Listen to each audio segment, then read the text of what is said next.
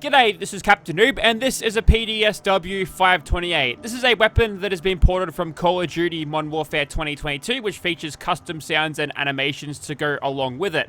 It's based off a Belgium SMG called the P90, which shares the same distinctive design of a bullpup, yet the magazine is up on top here, and it's got this feeding system where it actually moves these bullets 90 degrees to line them up with a barrel before firing, which allows for a lot of ammo in your magazines, a lot of high ammo capacity. In real life, I think they fire some weird 5.7mm armor penetrating round, but this one fires the 10mm rounds, just a vanilla game ammo for ease of use, which is just fine. As for this thing's namesake, I've talked to a few people about what this actually means, but I'm thinking the best interpretation is personal defense something weapon. Or perhaps it means putrid Disney Star Wars. Even talked to a sailor, he reckons it's probably don't sail west, but I'm not really sure what any of those are, so I'll be looking for some input in the comments. So what does PDSW mean? You tell me. Now, like any good COD port, this thing has custom sounds and animations to go along with it. We'll have a look at those as we get to them, but for now, let's go into the attachments. First of all, got the receivers. This thing can only be fired in automatic fashion, so it's a commando-based weapon, so bring your commando perks, you'll be fine. Powerful auto receiver, gives us 111 damage, very context sensitive for Fallout 4. I quite like it, so we'll throw that on, and we'll move on to the legendary effects, which are provided by legendary modification. I usually leave those off, but it's there. Next, we've got the tactical, which allows you to throw on a laser sight for hipfire accuracy increasing. That's what they do in video games in 3 different flavors: blue, green, or red. Pick what you want. We'll go for a blue one here. Next, we've got the barrels. The absolute highest range barrel we can get out of this thing from this attachment slot is this 1875 P90 barrel, which will give me integral suppressed barrel and also give me a couple of Picatinny rails, which I believe will allow me to attach on different things. We've gone straight to the ammos here.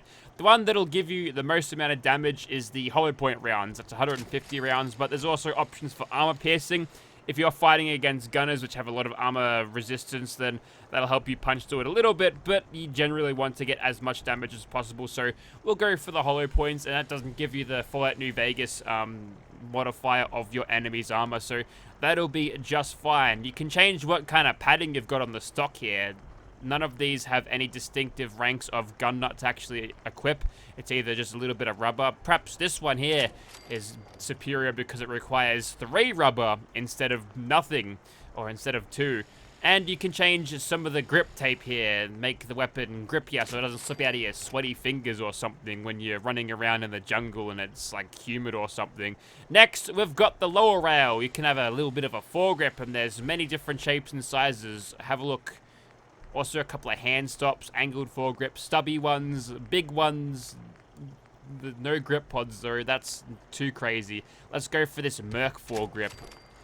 Next, the comb here, that's like your little cheek rest thing. I guess that's the actual term for it. Pick what you want. That one looks pretty comfortable, so we'll throw that one on. And the rail here is actually how you change what is on top of this thing. As standard, if you switch over to the rail, you will lose out on the attachment there, but you can add that back on. It doesn't immediately go over or switch over to sights. That's actually a different attachment slot. So you can technically have this thing with 0 sights if you feel like it, if you just have the, if you just replace the rail without replacing the optics on it, which I think is interesting. We've also lost the tactical slot here because there's no place to mount that laser sight, so for a little bit of versatility, let's go and make that rail a little bit different. We'll go back to standard because that gives us the ability to throw on our laser sight once again. And we've got a bunch of different sights here. A lot of them you've seen from other Call of Duty ports. Which, by the way, all of this requires a framework, which is a pretty neat concept. Basically, what that does is allows Aussie to make a lot of weapon mods without them bloating all of your computer with files that might be the same or very similar. So this hybrid firepoint, for example, the assets could be used for a completely different COD weapon, but I won't have to have double the assets and one for each of their respective mods. I explained that poorly, but basically, the framework allows me to have more mods without taking up as much space. I don't have to double up on assets when I don't necessarily have to. If it's all the same thing, then I can use it versatile.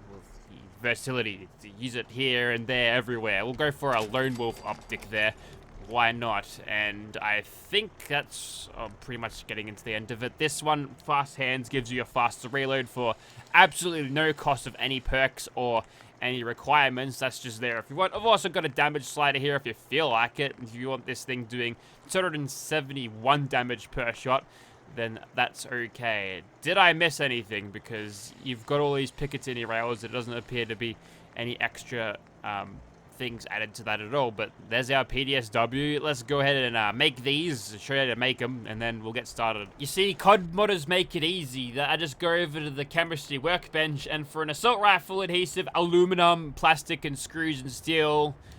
Did I mention the assault rifle? You can craft one of these for yourself. So that assault rifle is gated at a sort of medium to high level, so that gives you a little bit of a buffer. You won't be able to get this very early. I don't think there's any world drops of assault rifles. All of them, I think, are injected into level this as far as I know. So this gun nut rank 2 thing, probably not as necessary, because if you're medium to late level, you're probably going to have that anyway, unless you're doing a run where you don't have that. Then good luck getting this thing in your inventory. Alright, so here we are, back at Immersive Gunners Plaza using an older version of Fallout 4. I still haven't updated. I've rolled back the game and Steam hasn't updated it since. Happy days. Anyways, here is our PDSW in first person. You'll notice the recoil, very predictable. She's gonna go straight up, which is easy. You just pull down slightly on the mouse or perhaps on your stick if you're using this as a console port. Just kidding, there probably won't be a console port, but we can live in hope. But yeah, it's very COD-esque recoil, nothing to really worry about here. This one's my sniper status one. I haven't put a laser sight on it because that's inherently unstealthy. I've also got a angled foregrip on it, and it looks like this when you aim down sights. It's like a see-through scope set up with a 2.5 times view multiplier there. So, no, not really a sniper per se, but I'm getting a little bit more, well, a better viewpoint over range. So, medium range, that's okay. This one here has the integral reflex sight built into the rail, and it's got that rear section there. You'll see it looks more like a P90 than what this one looks like, which is basically stock, but I've made the receiver advanced. And is that where the ejection port is? Shouldn't it be a little bit lower? Also, notice how the magazine there, the bullet's actually clipping through there, so a little bit of work that could be done here, there, but it's mostly intact. Also, it's a nitpick. Some people might have a real issue with this. I don't, but if you look at the magazine, the bullets won't go away as you're firing. They'll just sort of stay stagnant as they are, but honestly, that's fine, because having the bullets slowly go away whilst you are firing, or periodically when you are firing as you're expelling the magazine, that would cause a whole lot of scripting problems and headaches that honestly modders shouldn't have to deal with. So probably the easiest fix is just to make the things not transparent. Anyway, so we've taken out the insects. Let's get started with the gunners, the dudes. And the good thing about this thing is I can sort of burst fire it and crash the game. Never mind that. That never happened. No technical hiccups ever happened. Aussie's mods are fine and they don't crash your game. Anyways, so I've decided to reload this save because I wanted to use the sniper status version instead. Yeah, that's much better at range, and it feels like that everything's working smoothly now. I've got no idea what that was before, but it's fine now. So with this thing's incredible rate of fire, we can get those sneak criticals rolling extremely fast, and I feel like the recoil is even more manageable using this one. Probably the stock setup that I've got on this thing is slightly more favorable for that, but even with that extra zoom in, you'd think there'd be a little bit more difficulty controlling that recoil, but no. And just like you'd expect, a hipfire accuracy on the P90, supremely good. Way better than, I think I'm getting like perfect hipfire accuracy, to be honest. Not quite got detected just yet. Although I think they've found the insects over there. That might be causing them problems, or maybe it's not, because I'm still getting sneak criticals. Okay, now we're on. So we'll go a little bit more loud and proud now that we are in full combat. Sounds a little bit different, unsuppressed. Unsurprisingly, of course. And with the rate of fire we've got, the DPS is high, and with the ammo capacity, we can pretty securely one-mag these guys, and there's not a lot of recoil to contend with, so you could argue that you could damage, or boost your damage output just by going for headshots. Should you be accurate enough to land them, your DPS might be pretty good.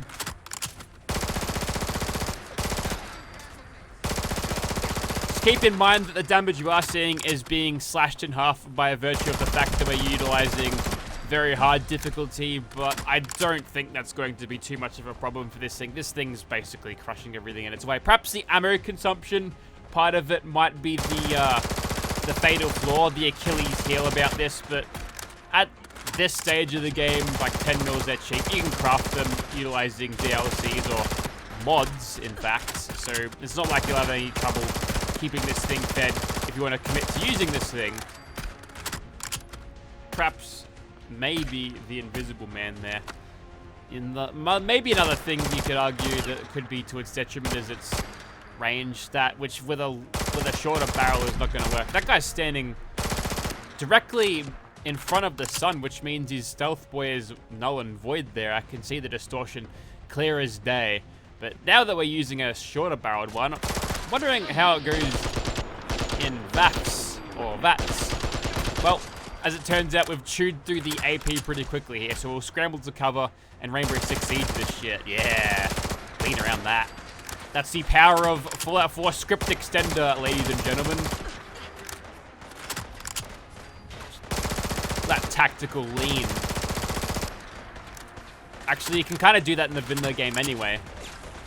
Not on this service, though. Only on some. I don't know how they've coded that. Maybe they paint the walls with some sort of covered thing that the player can utilize. I'm not sure, but it's... Or maybe it gets disabled with the leaning mode. I'm not sure. It's way easier just to do it yourself. Anyways, that's time. Probably be a little bit more generous if I was utilizing a better sight. In fact, I reckon if I use this one with the built-in reflex sight, no, it's about the same, even with the longer barrel. So maybe there is a little bit of a weakness that this thing can't do everything amazingly because, well, maybe it's just not as strong in VATS, which is fine, by the way. There's a caravan guard down there. Alright, you'll be spared today, but if you decide to aggro the gunners once and I'm trying to sneak crit everything, then your life is forfeit. Anyway, so this should be a pretty reasonably easy sort of door breach here. Yes. Can't believe I blew the sneak criticals, especially when I'm aiming at these guys in slow motion. That's silly. So we've kind of crushed everything there, and I think the crushing will continue as we move into the next section here. Worth mentioning that, yes, it does work with classic holstered weapons. Since the grips all the way, like the stock's all the way out the back, it might distort what this thing looks like on you, but from this angle, it's fine. You can see the stock over Winter's head there, and it makes it look kind of cool. Makes it look way longer than it needs to be, but then you turn around and it's barely going halfway down her back. Anyways, let's move on. I'm so confident going into this fight that I won't even bother getting myself all the way healed. We'll just do it like this. We don't even have to aim down sight. He's such a large target that we could just kill him that way. And there's some New Vegas rewards getting added into the old inventory or whatever.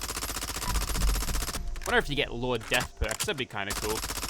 Anyways, job's done there. We didn't actually finish off with sneak criticals. He slipped just over that point in caution where he starts getting an idea of where you actually are. But there you have it, against the Swan with sneak criticals. That's not a huge surprise that this thing has just crushed him. Also, what's his legendary drop? It is Sharp Heavy Raider Right Leg. Yeah, we won't be using that one now, will we? Let's move on.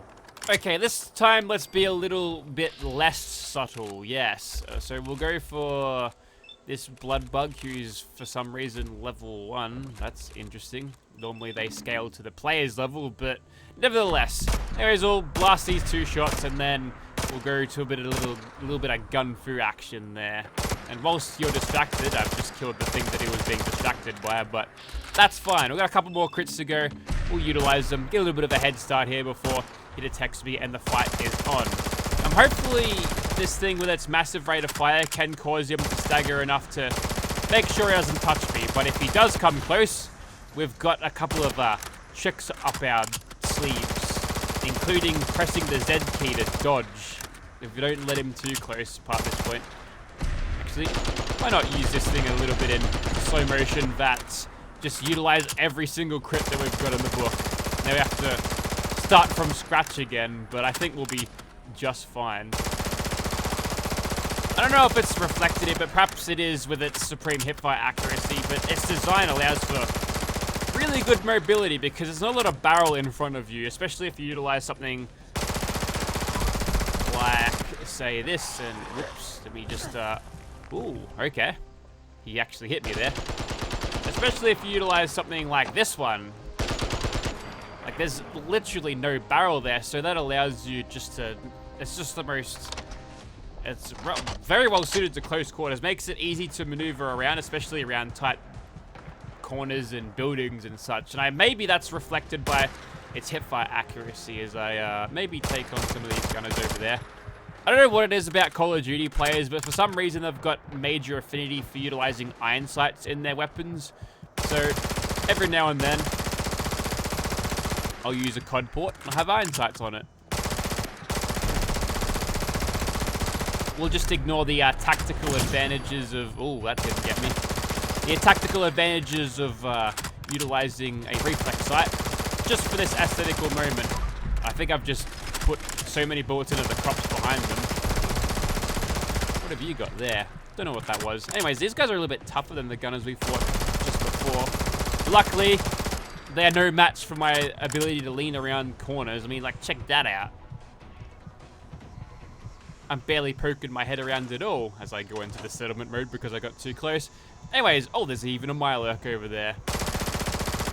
Alright. Speaking of Mirelurks, we could probably take one on. No, let's try something different. The last fight will be against the New California Republic, except instead of like 2 heads, it's just the singular-headed bear, which is fine. But you should be doing a pretty good job to these guys. It'd be nice if I got all the sneak criticals against the little bears. I might just throw some bullets over there before Winnie the Pooh over here crosses the bridge and gets me, because if I can clear all those guys out, then we'll be in pretty good shape. I think there's a way back up, and you can easily get him, he can easily get stuck up there, but I think he can path himself out of that. Maybe. But if you get him to launch forward, sometimes he just doesn't know where to go. So these little ones, they should be easy little ones. They're massive. That reminds me of a meme that's going around at the moment, how women would rather encounter a bear in the woods or take a bear with them into the woods, just a wild bear, than a man. Which, did we scare you that much? Maybe. I just thought that's kind of an astounding statement to make. Obviously, for shock value, you're not gonna actually want to go near a bear, right? They're kind of big and scary, and they'll eat you. Never mind. We could probably do the same thing. But here's where my question is: like, where do you draw the line? Where are you going?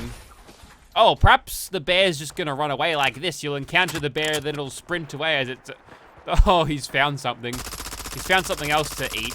But yeah, if you ever decide to take the bear out on a date in the woods, bring a P90 facsimile, just for personal safety, you understand. But I think we've got this one on ice. The bear's on the ropes. He's fighting some gunners, but at this stage, I think we'll be just fine if I go around here, of course.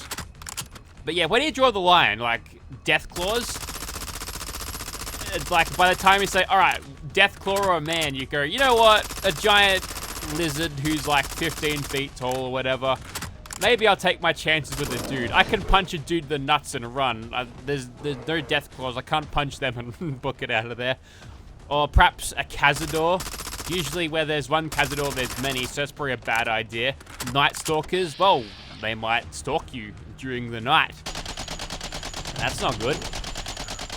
There's an activated critical. No, I've got none of those left. Actually, yes, I do. Try to dodge that attack, and there we go. Okay, job done, and we've got a secondary squad of Rust Devils here. You guys were meant to show up outside Gunner's Plaza, but no, we're done here. Oh, random robot too, and there's something else here. What is it? Just another one. Armed with pipe guns, low level, giving me that 9 XP per kill. they were little babies. Actually, I think I hear another robot. Ah, the Assaultron. Small fish there. Alrighty, so I think you get the idea, and maybe a rad scorpion. Will they draw the line there? Maybe there's some arachnophobes out there that would rather look at a man than a giant arachnid. Who knows? But I want answers. Also, if you're out there with the bears, answer the age-old question whether a bear shits in the woods or not. Anyway, so I think you get the idea. This here was the PDSW, and it's a really solid weapon mod. It does exactly what it needs to do as an SMG, a close-range blaster with sort of limited range performance, but you can get up to medium at a fairly regular thing. But using a suppressor, it's a extremely potent stealth weapon, and there's really not much I complain about it. It sets out to do SMG's role, and it plays that perfectly. Maybe a little bit too well, perhaps you could argue, but I think it's a pretty well balanced weapon if you're not going to absolutely max out of stealth criticals to get the job done. So if you want to see this weapon in your game, check out the link in the description. Hopefully there's an Xbox port out there for you console players. Thank you very much for watching, guys.